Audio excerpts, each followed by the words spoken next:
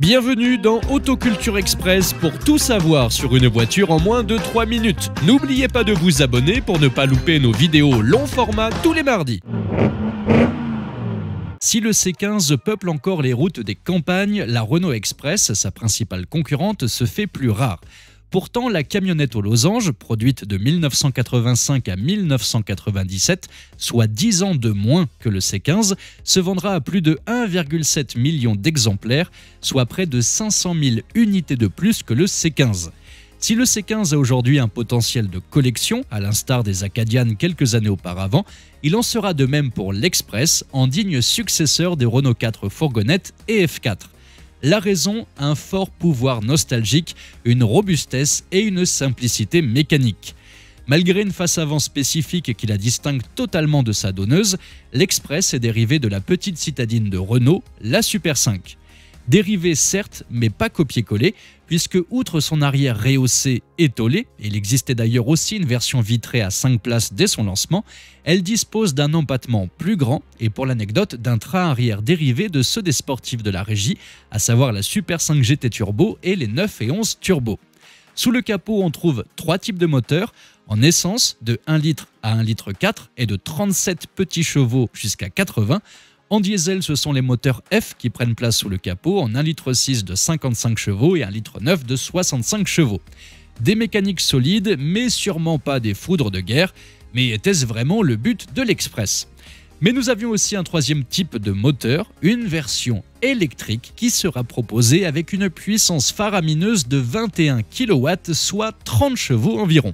Si l'Express, malgré sa plus grande diffusion, paraît plus rare aujourd'hui que les C15, c'est sans doute aussi parce que sa ligne est plus discrète et, pour tout dire, beaucoup plus élégante que son concurrent au chevron.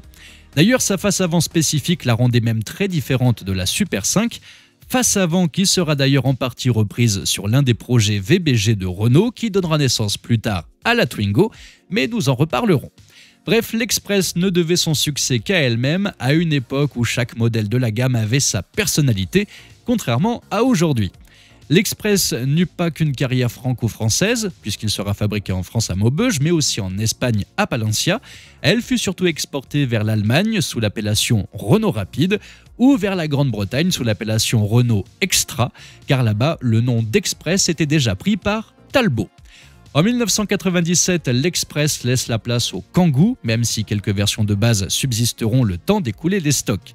Alors je sais que beaucoup de puristes regardent les utilitaires d'un mauvais œil, considérant bien souvent que la collection ou le mouvement Youngtimer ne concerne que les voitures nobles, c'est-à-dire rares, sportives, exclusives ou luxueuses. Mais après tout, toute voiture peut être intéressante pour peu qu'elle rappelle des souvenirs et qu'elle permette de se faire plaisir. L'Express entre dans cette catégorie, elle a peuplé nos routes et nos rues durant des années et mérite bien de retrouver un peu d'amour auprès de nostalgiques. En outre, sa simplicité permet de se faire la main pour qui voudrait se mettre à la mécanique.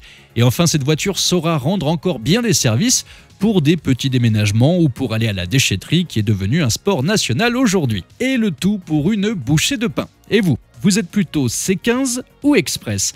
Dites-moi ça dans les commentaires et bien sûr n'oubliez pas de vous abonner si ce n'est pas déjà fait pour ne pas louper nos 2 nouvelles vidéos chaque semaine. Ciao!